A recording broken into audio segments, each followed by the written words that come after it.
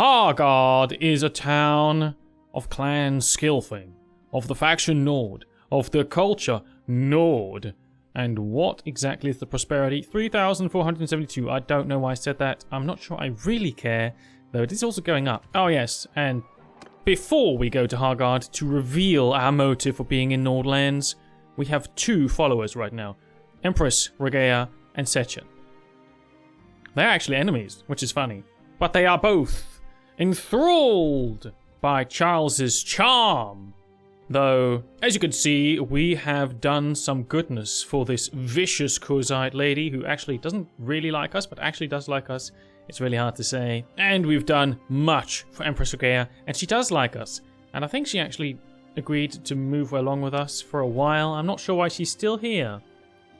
And none of them have joined our clan, or married us, or done any such things, which is a great disappointment. Anyway, the Nords. Their culture is very different than what you'd expect.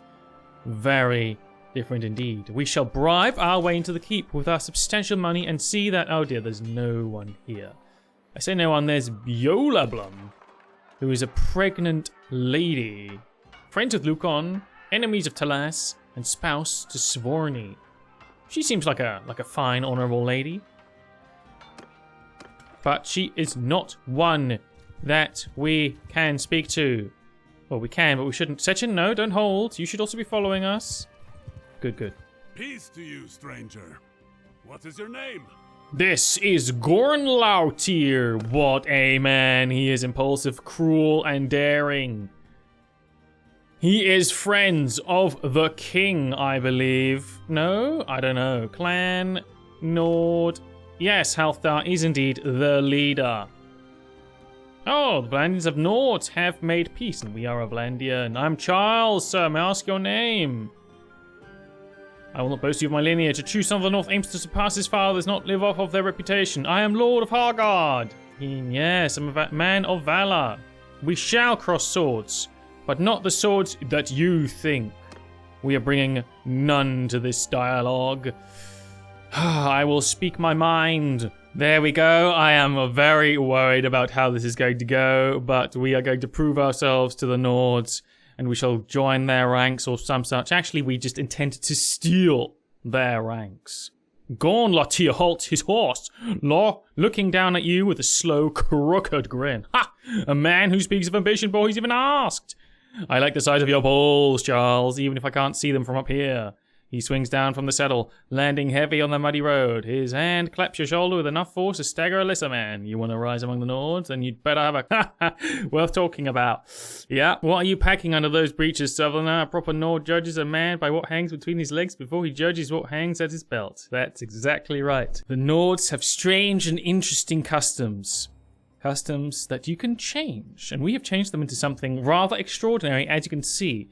I am unsure if we have a big enough Wonka to actually become king of the Nords, though theoretically we should be able to. Now let's see if I can do this without getting demonetized or whatever. And of course, let's see if it's good enough. I don't really know what's... I mean, it's definitely very out of the ordinary what I've written into this, I'll tell you that, but I don't know if it's out of the ordinary enough. Gorn Latir stares openly, and then lets a bark of laughter that echoes across the road. His eyes stay fixed a moment longer than strictly necessary before he slaps his own thigh. By the salt gods, Charles, that's not a hog, that's a siege engine. He shakes his head, still grinning, and gestures for you to pull your trousers back up. You've got more hanging there than half the Jarls are bent knee to.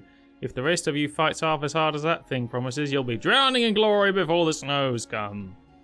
He leans in, voice dropping something almost conspiratorial. Tell me true now.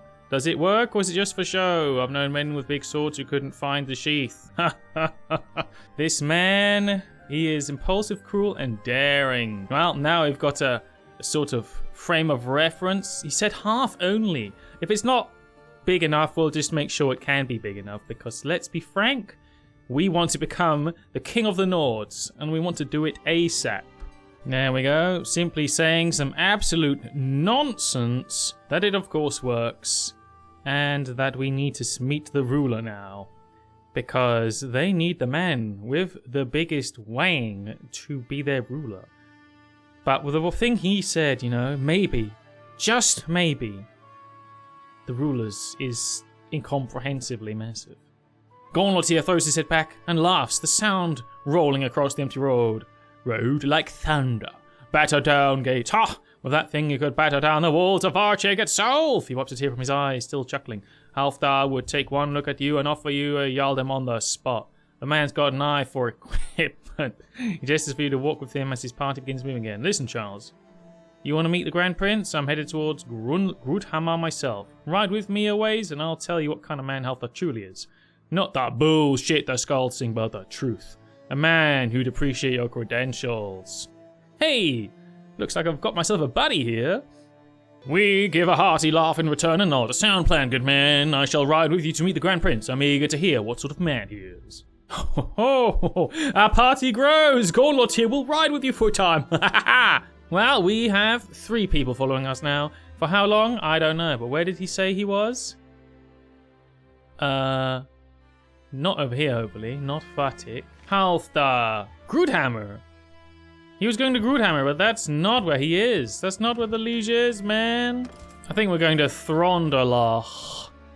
That place has the symbol of him on. Is he really actually the real one? Yeah, okay, he is the actual real king.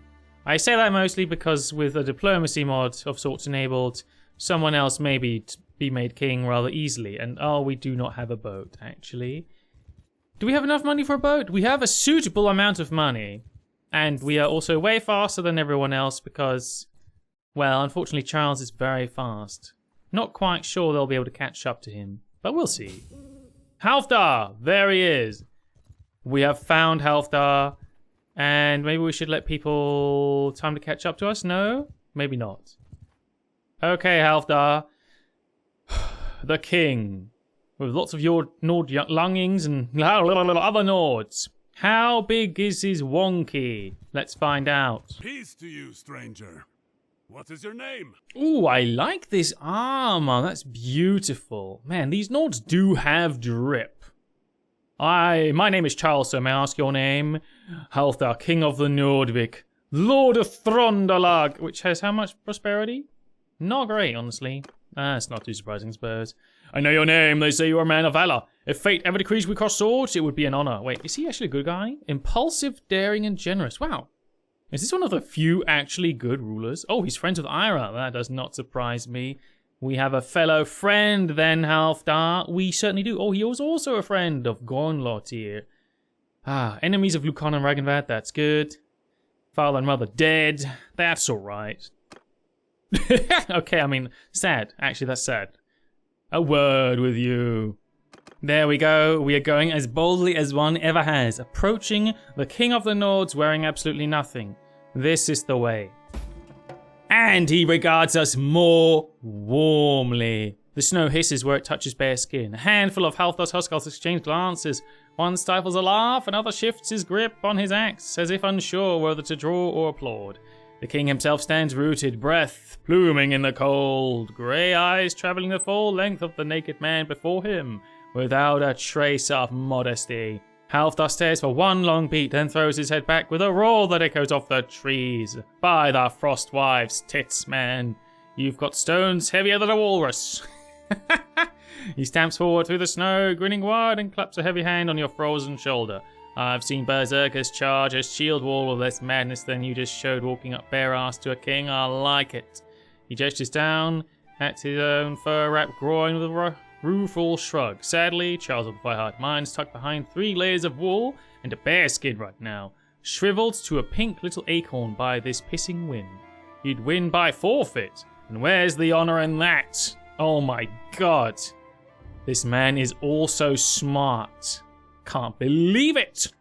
Indeed, we are going to agree with him rather strongly. There has to be honor in this display of manliness. Halfdar snorts, already shrugging off his own heavy bear cloak and thrusting it towards you. Wrap yourself before your dingle-dong snaps off and we have nothing to compare later. My Huskarls will talk about this for years either way. He turns, sparking over his shoulder at the nearest man. Rolf, get a fire going in my tent. the big one, and bring me to the good cask. This mad bastard's earned a drink and a warm seat. Back to you, Grey's Eyes, still dancing with amusement. We're 2 hours from Thunderlog's gates, and I'll not have you freeze to death on the road. My pavilion's behind those trees. Come, Charles Fireheart. You've got the biggest balls I've seen all winter, and I want to hear what kind of man walks naked into an old camp with nothing but a grin and a challenge. Oh dear, looks like we're going to have to talk substantially to him to get to where we want to go. I suppose we'll be back when we've had a nice chat. There we go. We just did a summary of all our stuff, really, to make it skip ahead, and it takes that for what it is, which is very nice. So we didn't have to go through lots of dialogue for it, but now we come to the Crocs. The Crocs? Man, my word cannot comprehend real words now. My mind! What did I even say? Ah! My brain, it frazzles and fizzles. It's no small thing you're asking, Charles Fireheart. It sure isn't. A king doesn't lend his sword lightly. What exactly are you proposing? Indeed, what am I proposing? Now, I know they value truth, but I am trying to make it a little bit less obvious than make me your king. Though that we might have to say that depending on what the man says here. When you're ready, and I'll give you an honest answer. That's the Nord way. Brilliant. Okay. We're gonna end the conversation, and you know what we're gonna do? We're gonna hope that he goes to Thronderlog. Because that means he is, indeed, if he didn't leave through the boat. He didn't. Someone else did. Keep. Bribe our way in. And now we have people in here. We have Halfdar, Idritrun, Jarminia, Valmua, Elfeya, and Vishtron. She sounds almost like Idrun, but it's Idritrun. A pregnant woman who is friends. Enemies of Ragnvad. Oh, I nearly thought it was friends. Enemies of Gornlatir, and I thought she looked pretty, but no, she's an enemy. Can't believe she doesn't like that guy. She's merciful and generous? Maybe he isn't. This lady is daring and honest. I don't know. Why am I even looking at them? There's only one thing we want to do here. Speak to Halfdar! Oh my goodness, he has the most beautiful crown I've ever seen. Charles, a word with you. He is at our disposal for the moment. What is it? Oh my god, his drip is so good. Look at his leather cuirass as well. I need to find out what it is, and I need to go to the shops after this conversation to buy some things, because I think I am going to need this drip if I am to rule these people. Oh man, I feel like telling him to his face, especially I can see, look, it doesn't say there's anybody else here. Ah boy. Here we go. We are basically challenging Halfdar to a contest of meat. I am not entirely sure how this is going to go. In fact, I am rather full of fear. Here we go. The Great Hall at Thronderlog is dim and warm. Its air thick with the smell of pine smoke from the central hearth. Morning light slants through the high windows, catching on the carved pillars and the old shields hung between them. Servants move quietly at the edges of the room, but the king's immediate circle stands empty. Halfdar turns from the hearth as you enter, his grey eyes crinkling at the corners as recognition dawns. He lets out a short barking laugh. By the sea, the naked snow madman returns, and clothed this time, which is a marked improvement. He gestures broadly at the hall around him. You see, warmer times. My pavilion was no place for such a thorough inspection. He strokes his beard. Thankfully, it was his beard. Eyeing with open amusement. You have a worse nerve, Charles of Highheart. I will grant you that. Most men come before a king asking for land or gold or blood. You've come asking to compare dingledongs. He chuckles, shaking his head. Really? I've actually written and tried to have them not use the very specific words, you know? Like this one, I think. I might have to do it a little bit harder. So that I want them to say silly things, like dingledong. I think I gave examples. Anyway. But I am a Nord. We do not shrink from any challenge, however strange. Jarminja would say, I have never shrunk from a foolish one either. A servant pauses nearby with a pitcher, and Halfdar waves him closer. Meat first. No Nord judges another man's spear without a drink in his belly. Right, there we go. We have accepted the mead. Or Yes, mead. Halfdar takes 2 horns from the servant and hands one to you. His grip firm and callous. The mead is dark, smells of honey and something sharper beneath. Those batches from last autumn's hives. The bees near Oosterkol Castle before we took it. He raises his horn. To strange meetings and warmer halls, he drinks deep, then wipes his mouth with the back of his hand. Word reached me, you know. Some distant rumour that I took Oosterkol Castle myself, he snorts. I was here in Thronderlag the whole time, settling a dispute over fishing rights. If I took a castle while sitting in my own hall, I am a greater king than I imagined.